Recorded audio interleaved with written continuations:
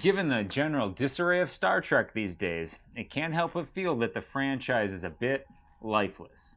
But if the horizon isn't looking too bright, what better time than now to check out the rearview mirror and shine a spotlight on a classic next-gen episode, Q Who.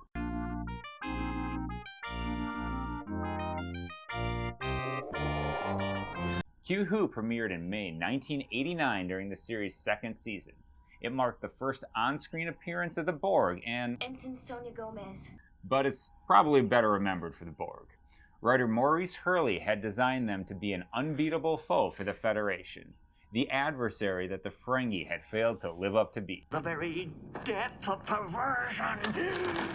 Paws off, Ferengi! Their introduction of the Borg was set up in the Season 1 episode, The Neutral Zone, but a writer's strike in 1988 delayed their introduction. That same writer's strike didn't do Shatner any favors either for Star Trek V, but, well, that's a topic for a completely other time. Anyways, Maurice Hurley had originally envisioned the Borg as an insectoid race, which is still slightly carried over with their hive mind. But budget concerns led Hurley to go in a completely different direction, borrowing their design heavily from the Captain Power villain, Lord Dread, with a little bit of H.R. Geiger thrown in for good measure. Their look was further refined by makeup artist Michael Westmore by giving them a zombie-like pallor that was there to demonstrate that the life had been drained out of them. And their collective voice was landed on by a synthesized combination of the voices of writer Maurice Hurley, director Rob Bowman, and Bowman's assistant. And despite cost being the reason Hurley abandoned the initial concept for the Borg, this episode still went $50,000 over its budget. Q Who kicks off with Ensign Sonia Gomez, a recent graduate from Starfleet Academy. Despite wanting to make a good impression on her first day at work, she orders a hot chocolate, talks about herself, Have I been talking too much? and then spills the hot chocolate all over her boss's boss. Well, no wonder she only lasts 2 episodes. And so, with his uniform now covered in hot chocolate, Picard has to head back to his quarters to change and I guess not take care of whatever ship's business had brought him into engineering in the first place. But instead of making his way back to his quarters, he winds up on a shuttlecraft, lost in space, with Q.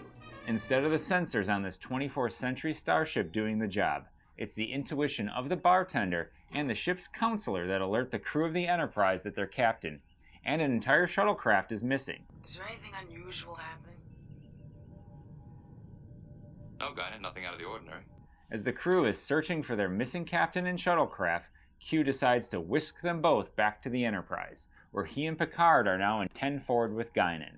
We come to find out that Q and Guinan have had dealings with one another in the past, as the two of them engage in a magical duel the likes of which hadn't been seen since Vincent Price and Boris Karloff exchanged magic spells in The Raven.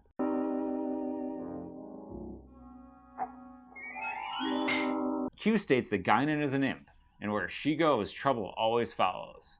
The Holocaust isn't about race. On Monday's show, the host of ABC's The View inaccurately claimed the Holocaust was not related to race. Well, he may have been onto something there.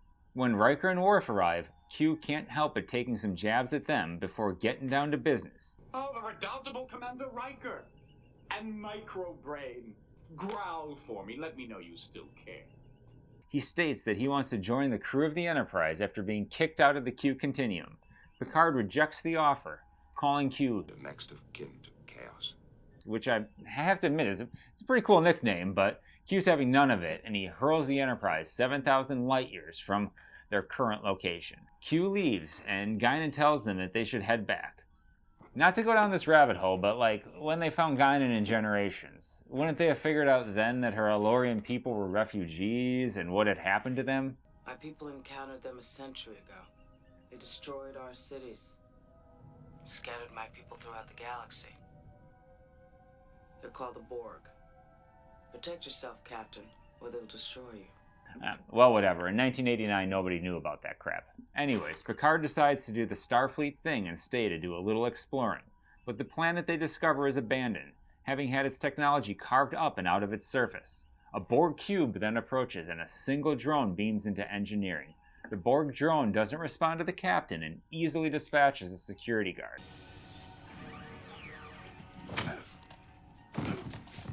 When they start to interface with the console, Worf shoots him dead, only for another drone to beam aboard.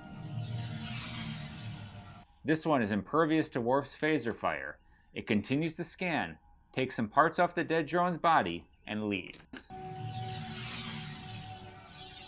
Picard calls a senior staff meeting and invites Guinan since her people had encountered the Borg. What happened between your people and the Borg? He swarmed through our system. And when they left, there was little or nothing left of my people. Okay, so even without any of that crap from Generations, like she never, or none of her people ever had the idea to let it be known about this very deadly threat that destroyed her people. Like if she had any sense of compassion or maybe just self-preservation, wouldn't she say, hey, stay away from heading out that direction? Stone cold, Guinan, stone cold. Well, the Borg chime in during the meeting and tell the crew not to defend themselves. We have analyzed your defensive capabilities as being unable to withstand us. If you defend yourselves, you will be punished. They lock onto the Enterprise with the tractor beam. They carve out part of the ship and 18 Enterprise crew members with it. You're carving us up like a roast. Yep, like a roast, Riker. Back in engineering, Ensign Gomez is having trouble wrapping her head around her work after the loss of these 18 people. 18 people. Dead just like that. I know.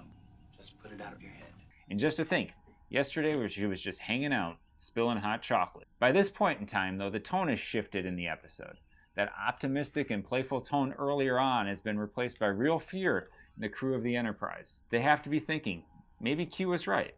Back in the conference room, Guinan is giving some exposition about the Borg when Q transports back in. Picard pleads with Q that this all be one of his illusions, to which Q responds, "Oh no.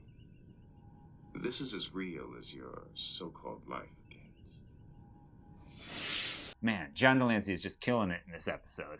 Riker leads an away team of Worf and Data over to the Borg cube, where we get to see the inside of a Borg ship for the first time. And while the away team takes in everything that is going on around them, they theorize about the collective nature of the Borg. I have to say, after recently rewatching this episode, that this scene really hits with just how different and formidable of an adversary that the Borg come across as here at the time of their introduction. They seem to be more than a match for the Enterprise, and for Starfleet for that matter, and you get the sense that the next generation had found their villain. The Borg appear to be completely cold and apathetic as a foe. Well, that is except for the Borg nursery. I don't know, I find it cute, and not scary, foreboding, anything like that at all, but maybe that's just me. Anyways, common sense finally kicks in and they decide to get out of there and the Enterprise warps away, hoping that they can outrun the Borg cube. But despite attempting to flee at maximum warp, the Borg cube closes in on them. All the while, Q has returned and taunts Picard. You can't outrun them, you can't destroy them. If you damage them, the essence of what they are remains. With the Borg having closed in on them and being out of options, Picard has to admit to Q, I need you! and with that, Q hurls the Enterprise back to the original point of origin. With one final warning about the dangers of space exploration, Q departs.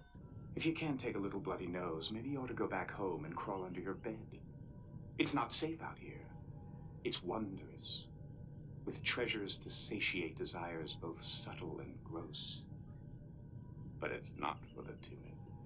God, Q is just the best. Guinan and Picard close out the episode playing 3D chess and reflecting on what has taken place. Guinan states that, well, now the Borg are aware of the Federation, that they'll be coming for them. And Picard states, Perhaps what we most needed was a kick in our complacency to prepare us for what lies ahead. Q feels like a Crossroads episode of Next Gen. It contains elements of what the show was and what it grows into being. Sonia Gomez, for instance, has a wide-eyed, innocent quality which is emblematic of the series' early run. But she seems out of place by the end of the episode when the stakes have been raised by a hostile enemy that the Enterprise is helpless to defend themselves against. It feels like the series grows up right before our very eyes in this episode. Captain Picard has to make what must be a tough decision knowing that they are no match for the Borg and having to admit to Q that he needs his help. It weaves an extra layer into the tapestry of their relationship, and this episode foreshadows great things to come, both in future encounters with the Borg and for the Next Gen series as a whole.